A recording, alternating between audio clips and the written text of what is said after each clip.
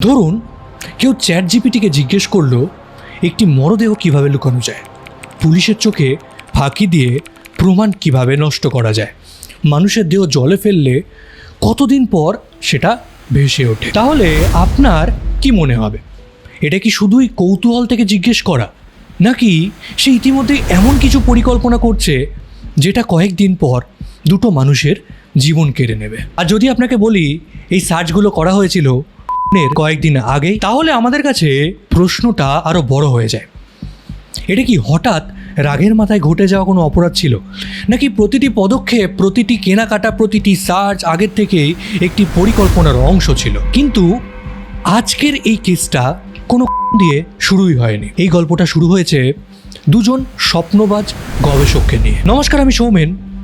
আজকে এই চ্যানেলে এটাই হবে প্রথম ভিডিও যেখানে আমি এমন একটা কেস নিয়ে আলোচনা করছি যেটা শুরু থেকে শেষ অবধি শুনলে তোমাদের একটু হলেও ভাবতে বাধ্য করবে।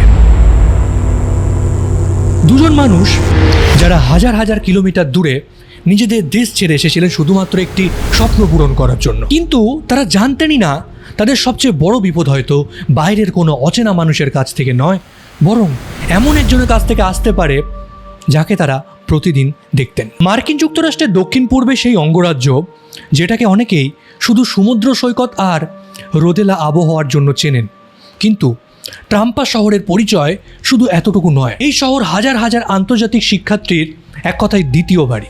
প্রতি বছর বিভিন্ন দেশ থেকে তরুণ তরুণীরা এখানে আসে পড়াশুনোর সুবাদে। কেউ আসে ডাক্তার হতে, কেউ আসে বিজ্ঞানী হতে, কেউ আসে গবেষক হতে, কেউ কেউ এমন জীবন গড়তে আসে যেটা থেকে তার ছোটবেলা থেকে একটা স্বপ্ন ছিল। এই শহরের মাঝখানে বিস্তৃত প্রায় 1,500 একরেরও বেশি একটা জায়গা জুড়ে দাঁড়িয়ে আছে ইউনিভার্সিটি অফ সাউথ ফ্লোরিডা। সকালের দিকে ক্যাম্পাসটা একটু অদ্ভুত শহরে জেগে ওঠে, আর রাস্তার দুপাশে সারি সারি ওক আর পাম গাছ। সাইকেল চালিয়ে ক্লাসে যান শিক্ষার্থীরা, কারোর কাঁধে ভারী ব্যাকপ্যাক, কারোর হাতে গবেষণাপত্র, কোথাও কফির গন্ধ, আবার কোথাও রাতভর ল্যাবে কাজ করে ক্লান্ত মুখ। চারিদিকে শুধু একটা আস্ত অনুভূতি, কিসের বলতো? ভবিষ্যৎ করার। এই ক্যাম্পাসে ছিলেন বাংলাদেশ থেকে আসা দুই তরুণ গবেষক। একজনের নাম নাহিদা বৃষ্টি আর একজনের নাম জামিল লিমন। দুজনই এই ইউনিভার্সিটি থেকে পিএইচডি করছিলেন। দুজনেই বাংলাদেশ ছেড়ে যুক্তরাষ্ট্রে এসেছিলেন নিজেদের উচ্চশিক্ষার স্বপ্নকে পূরণ করতে। আর দুজনই পড়াশোনায় ছিলেন অত্যন্ত মনোযোগী। অকারণে কোথাও চলে যাওয়া, কাউকে না জানিয়ে হঠাৎ অদৃশ্য হয়ে যাওয়া, এটা তাদের স্বভাবের মধ্যে ছিল না। আর ঠিক এই কারণেই কয়েকদিন পর যখন তারা হঠাৎ ফোন ধরছিলেন না, দুজনের কাউকে আর ক্যাম্পাসে ঢুকতেও দেখা যাচ্ছিল না, তখন প্রথমে কেউ আতঙ্কিত না হলেও সবার মনে একটাই প্রশ্ন ধীরে ধীরে বাড়তে শুরু করেছিল, তারা কোথায়? দুজনের কারোর খোঁজ না পেয়ে একজন তো সরাসরি জামিলের অ্যাপার্টমেন্টে চলে যান। দরজায় কড়া নাড়া হয়, কিন্তু ভিতর থেকে জামিলের কোনো সাড়া নেই। সেখানে থাকা আরেকটি রুমমেটও জানান তিনি নিজেও জানেন না জামিল কোথায়। তবে একটা বিষয় আরও অস্বাভাবিক মনে হয়েছিল, জামিলের স্কুটার তখনও কিন্তু অ্যাপার্টমেন্টেই ছিল। অর্থাৎ জামিল যদি কোথাও গিয়েও থাকেন, তাহলে এই গুরুত্বপূর্ণ জিনিস মানে স্কুটার তিনি ফেলে রেখে খালি পায়ে হেঁটে গেলেন। এই প্রশ্নের উত্তর তখনও কারোর কাছে কিন্তু ছিল না। পরের দিন মানে 18 এপ্রিল তদন্তকারীরা নাদিয়ার কর্মস্থলে যান।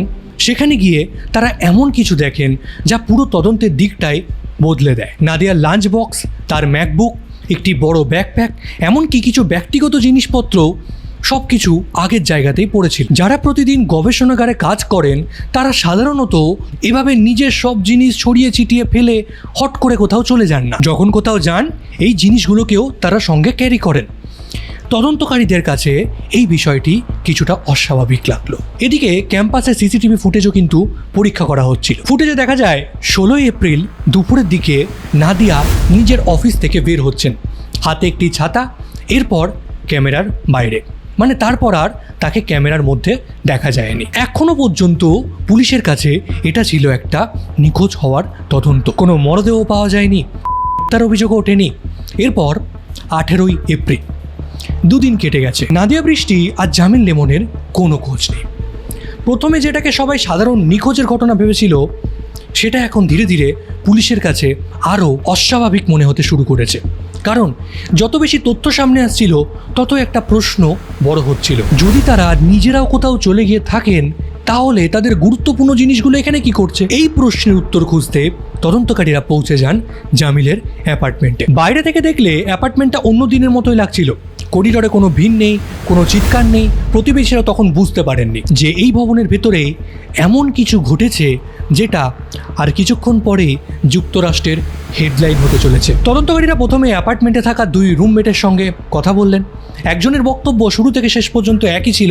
তিনি জানান শেষবার জামিলকে তিনি রেখেছিলেন 15 এপ্রিল সন্ধ্যার সময়, যখন তিনি রান্নাঘরে ভাত রান্না করছিলেন।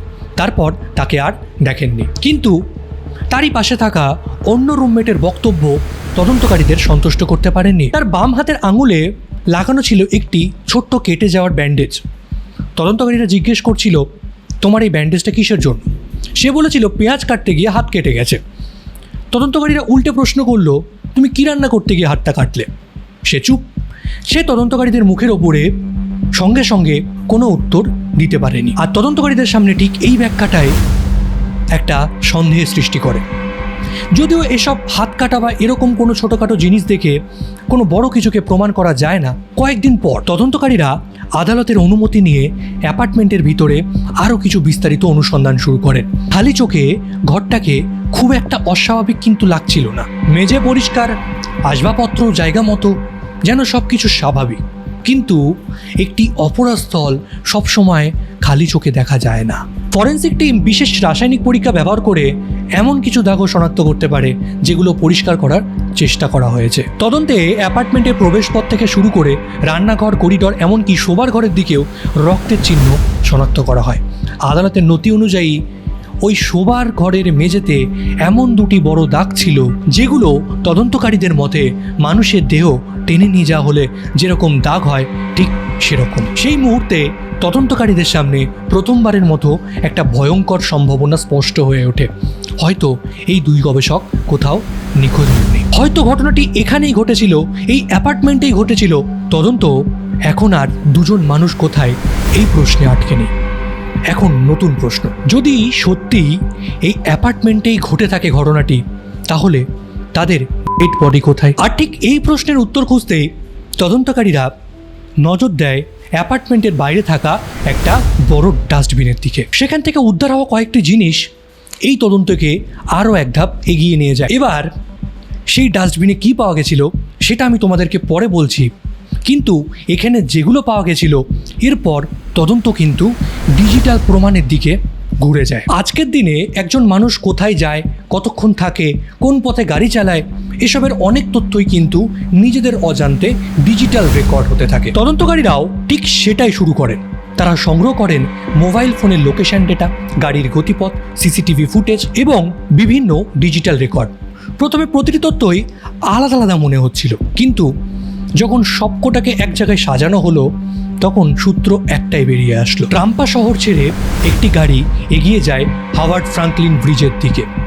প্রথমে তদন্তকারীরা নিশ্চিত ছিলেন না এই যাত্রার সঙ্গে নিখোঁজ 2 গবেষকের কোনো সম্পর্ক আছে কিনা, কিন্তু জিপিএস ডেটা বিশ্লেষণ করে দেখা যায় রাতের গভীরে সেই একই এলাকায় একাধিকবার যাতায়াত করা হয়। আর ঠিক সেই মুহূর্তেই তদন্তকারীরা সিদ্ধান্ত নেন সেতুর আশেপাশের এলাকায় বিস্তারিত অনুসন্ধান চালানো হবে।